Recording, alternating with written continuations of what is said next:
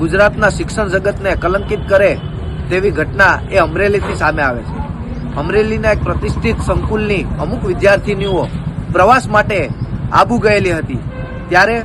ત્યાંના ડાયરેક્ટર અને સૌરાષ્ટ્ર યુનિવર્સિટીના ભૂતપૂર્વ કુલપતિ અને ભાજપના કાર્યકર એવા ગિરીશ ભીમાણી પણ તેમની પાછળ ત્યાં આબુ ગયા હતા અને મળતી માહિતી મુજબ આ ગિરીશ ભીમાણી દ્વારા ફૂલ દારૂના નશાની હાલતમાં એ વિદ્યાર્થીનીઓ સાથે છેડતી અને અડપલા કર્યા છે એવી વિગતો અમારી પાસે મળી રહી છે।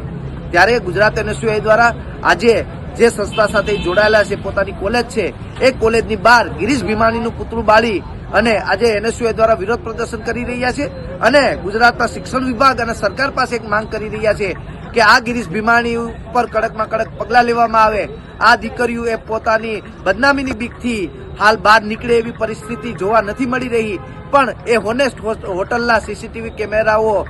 કાઢી અને